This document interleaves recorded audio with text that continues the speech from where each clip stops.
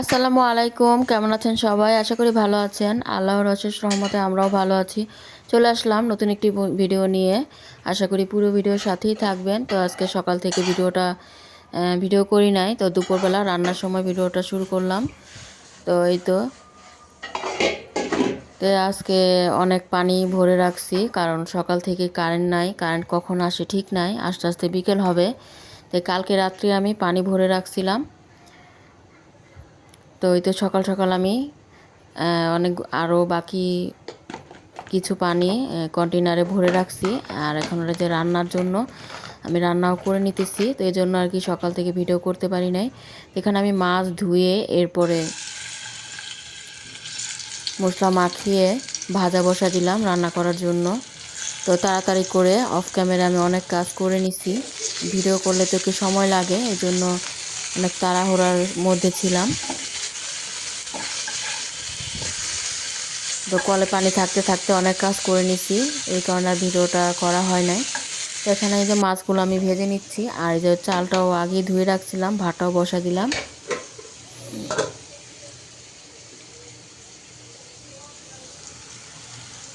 তো নলা মাছ রান্না করতেছি। তো মাছটা আমি পেঁয়াজ দিয়ে টমেটো দিয়ে ভুনা করব, আর পালং শাক রান্না করব। তো শাকটাও আমি ধুয়ে রাখবো আর কি।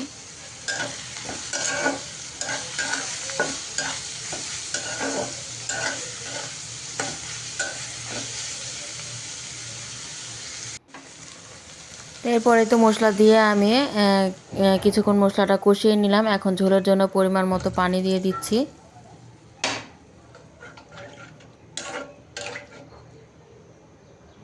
তো শাক বাটাও দিয়ে দিলাম।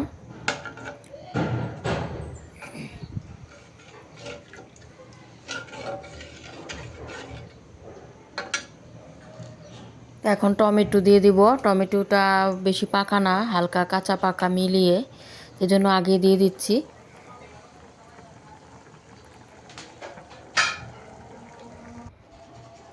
আর এদিক দিয়ে ভাতও বলক এসে গেছে, আর মাছগুলো আমি উপর দিয়ে দিয়ে দিলাম। এরপরেই তো তরকারিটা প্রায় হয়ে গেছে, আর নামানোর আগে ধনিয়া পাতা দিয়ে দিলাম।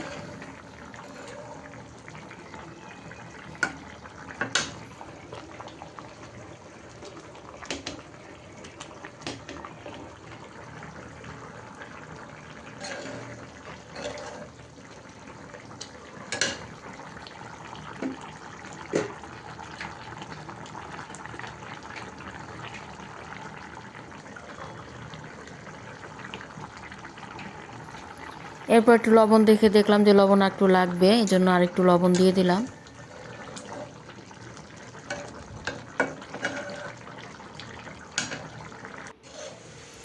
আর এখন আমি এই যে পালং শাকটা রান্না করব। তো পালং শাকটা এক টুকরা মাছ দিয়ে দিলাম, মাছের লেজটা দিয়ে দিলাম, ওটা দিয়ে আমি শাকটা রান্না করে নিব। এই তো মশলাটা একটু কষিয়ে এখন আমি তো মাছটা দেওয়ার পর শাকটাও দিয়ে দিলাম। তো পালং শাক যে কোনো মাছ দিয়ে ঝোল করলে বেশি ভালো লাগে। চিংড়ি মাছ দিয়ে ঝোল করলেও মজা লাগে, ইলিশ মাছের মাথা,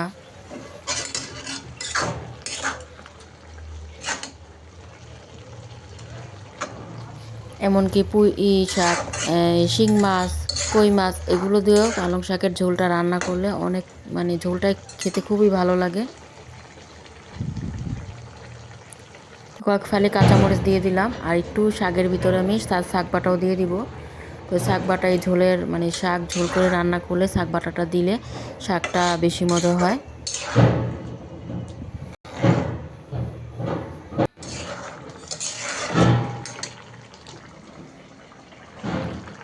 তো নামানোর আগে একটু আমি ধনিয়া পাতাও দিয়ে দিলাম। তো শাকে আমি ধনিয়া পাতা দিই, কারণ ধনিয়া পাতার ঘ্রাণটা ভালো লাগে।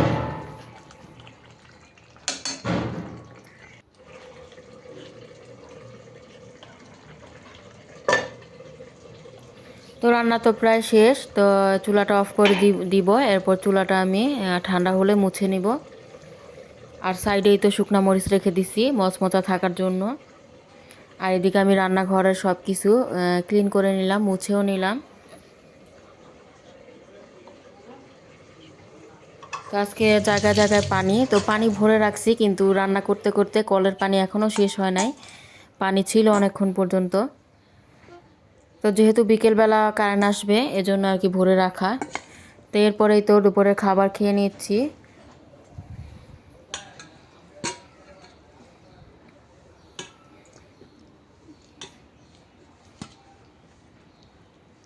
তো শাকে যে লেজটা দিয়েছিলাম ওটা ভাঙি নাই, ভাবছিলাম ভেঙে দিব, কিন্তু ভাঙলে আবার কাটা কাটা হয়ে যায়, সবাই খেতে চায় না, এই জন্য আস্তেই রাখলাম।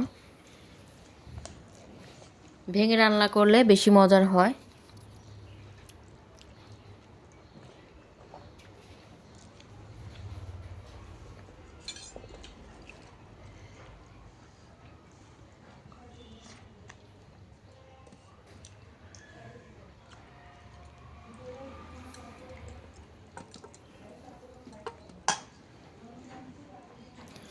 পালং শাক দিয়ে মাছের ঝোলটা কিন্তু খুবই মজা লাগছে খেতে। আর পালং শাকটা খেতে মজা একটু বেশিই লাগে অন্য শাক থেকে। আর এটা হচ্ছে পরের দিন, তো কালকে তো ভিডিও তেমন একটা করা হয় নাই, এই জন্য আজকে ভিডিও করে এটার সাথে আমি দুইটা ভিডিও আর কি একসাথে করে দিলাম। তো এখন সকালবেলা সবাইকে শুভ সকাল। তো আমি তো সকালে নাস্তার জন্য আলু ভাজি করব, তো আলু কুচি করে কেটে নিলাম। তো আজকে নতুন আলু দিয়ে ভাজি করব। তো আলু ভাজির জন্য আমি তো কড়াই বসিয়ে দিলাম, পেঁয়াজ দিয়ে দিচ্ছি তেল দেওয়ার পর। একটু নাড়াচাড়া করে এখন আলু ভাজিটা দিয়ে দিব। তো ফালি করা কাঁচামরিচ দিয়ে দিলাম।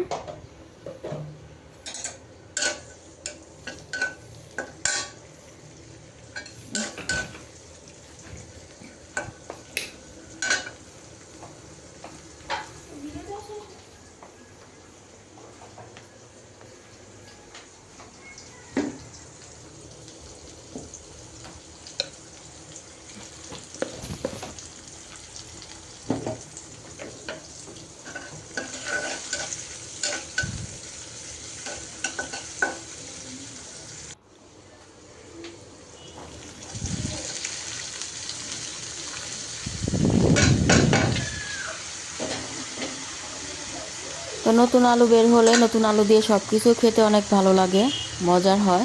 পুরনো আলুটা তো একটু মিষ্টি মিষ্টি হয়ে যায়। তো এখন একটু কালারের জন্য হলুদের গুঁড়া দিয়ে দিলাম আর স্বাদ মতো লবণ দিয়ে দিলাম।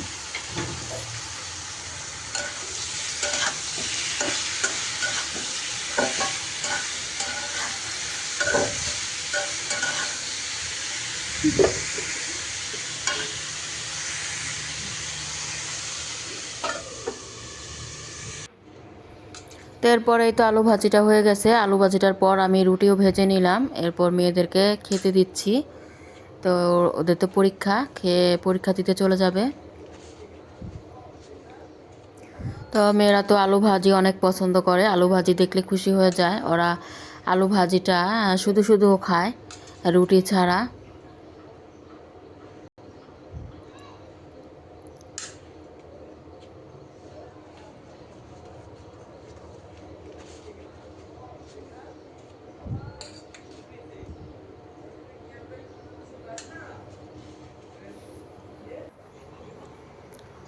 আর এরপরেই তো এখানে মাছ নিয়ে আসছে।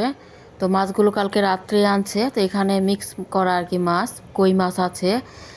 কই মাছই বেশি, আর দুইটা জাপানি রুই আছে মিডিয়াম সাইজের, আর 7-8টা শিং মাছ আছে।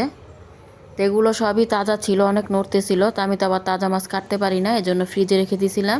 তো এই তো আজকে বের করলাম, তো বের করেই যে কেটেও নিলাম, কেটে বাকিটা মানে যা রান্না করব তা আলাদা করে রাখলাম, আর বাকিটা আমি ফ্রিজে রেখে দিব।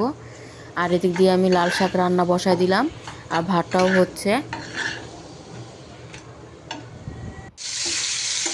এরপরে তো কই মাছ আমি রান্না করে নিচ্ছি। তো কই মাছ তো সাথে আবার কয়েকটা পাবদা মাছ দিলাম, মানে 2টা পাবদা মাছ দিলাম।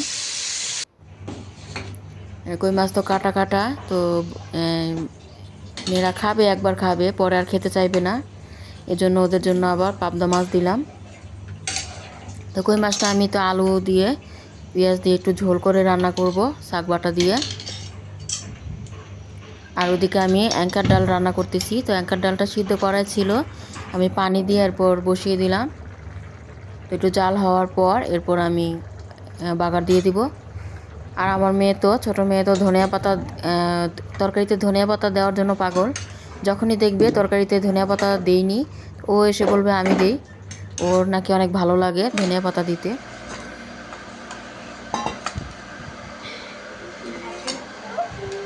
এরপর রান্নাবাড়া শেষে মেয়েদেরকে খেতে দিলাম।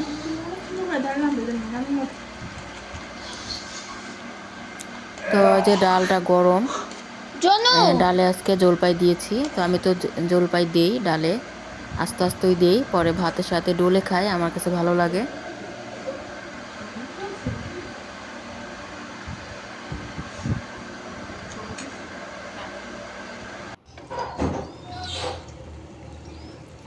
আর এদিক দিয়েই তো আমি পাবদা মাছ দিয়ে দুইটা আলাদা ওটা ভুনা করে নিচ্ছি।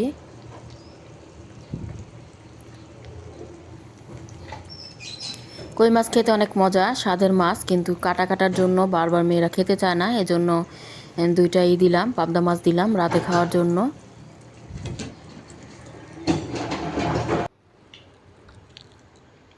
আর এটা হচ্ছে এই তো সন্ধ্যা, তো বিকেলবেলায় সন্ধ্যার একটু আগে আর কি ছোটো মেয়ে কেটে নিল পেঁপে। ও নিজে নিজে কাটছে পেঁপেটা, তো কেটে আমাদেরকে দিল খাওয়ার জন্য। তো আমি খেয়ে নিচ্ছি, আর বড় মেয়েকে বলতেছি খেতে, ও খাচ্ছে না।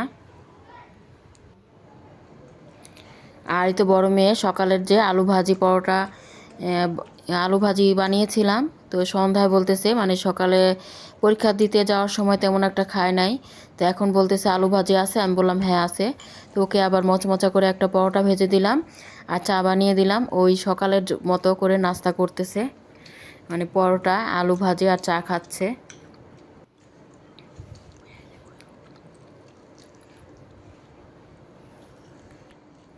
তো ভিডিও ভালো লাগলে লাইক কমেন্ট শেয়ার করবেন, সাবস্ক্রাইব করে আমাদের পাশেই থাকবেন। আর কেমন হলো জানাবেন কমেন্টে। তো আজকের মতো ভিডিওটি এখানেই শেষ করছি। আল্লাহ হাফেজ, আসসালামু আলাইকুম।